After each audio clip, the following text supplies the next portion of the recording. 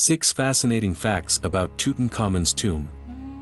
1. Many believed King Tut's tomb was lost. Finding King Tut's tomb was no easy feat. Around the time of its discovery, many archaeologists believed that the tomb either did not exist or had been destroyed by the sands of time. Many other tombs had already been uncovered in the region, so the discovery of another seemed unlikely.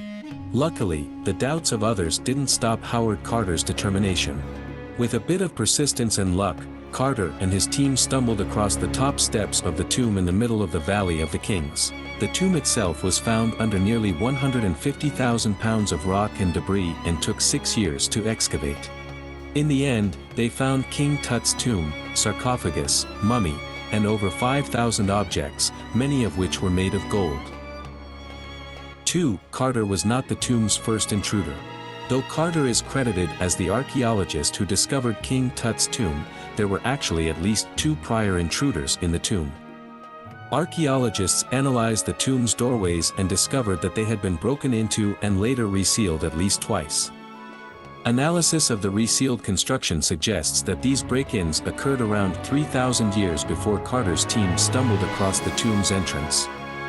The tomb looters likely took smaller objects, such as rare beads and jewelry, since many larger items still remain. 3. Tutankhamun's remains and belongings stayed in Egypt. Though many of the objects discovered in prior excavations were removed from Egypt for analysis, the Egyptian government demanded that King Tut and his belongings stay put. Egypt was in the process of asserting its independence from the British during the time of the discovery of King Tut's tomb, so this demand was part of such negotiations. To study these artifacts in more detail, some archaeologists have made replicas of the discovered objects for analysis and display outside of Egypt. 4. King Tut's tomb was actually the smallest in the Valley of the Kings. While giant, splendid tombs were a central part of ancient Egyptian king burials, this was seemingly not the case for King Tut. Compared to other royal tombs in the Valley of the Kings, King Tut's tomb was the smallest and least lavish of all. His cramped tomb was found cut into the floor of the valley, with little room to navigate. This tiny tomb has led archaeologists to question the cause behind this decision.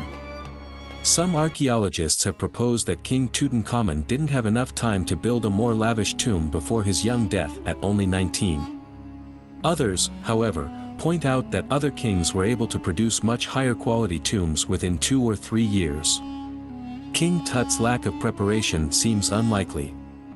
Instead, some propose that his successor, King I, simply swapped tombs with Tutankhamun so he could have a more lavish burial prepared. Plus, archaeologists still working on the site have proposed that there may be undiscovered hidden chambers at King Tut's tomb, though only time will tell if there is any truth behind this theory. 5. Tutankhamun was found without a heart. One of the most interesting facts about King Tut's discovery is that he was found without a heart. While this may seem of little importance, the heart was an organ of great significance in ancient Egyptian culture. Ancient Egyptians believed that the heart was the primary organ of thought, rather than the brain. While most organs would be removed in mummification, Egyptians believed that the heart had to remain so the deceased could enter the afterlife. King Tut's mummy not having a heart would have meant that he was unable to reach the afterlife per ancient Egyptian belief.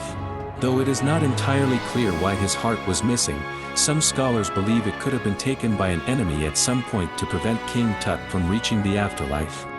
6. King Tut had 3 coffins, and they probably weren't all his.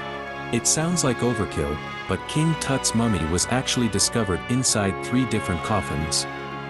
Archaeologists who discovered the tomb described them as nested inside one another, similar to Russian nesting dolls. The 2 outer coffins were made of red quartzite and wood, but the innermost coffin was made out of a thick layer of beaten gold. The lid to the coffins was also made out of thick gold, making the coffin combination the most expensive in the world. Archaeologists have done significant research on each of these coffins. In their research, they acknowledged that the middle coffin is significantly different than the other 2.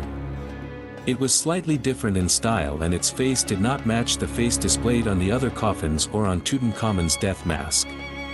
Because of this, some archaeologists believe the middle coffin was once destined for another individual, possibly Tut's predecessor, Neferneferuagen, but was instead used for King Tutankhamun for an unknown reason.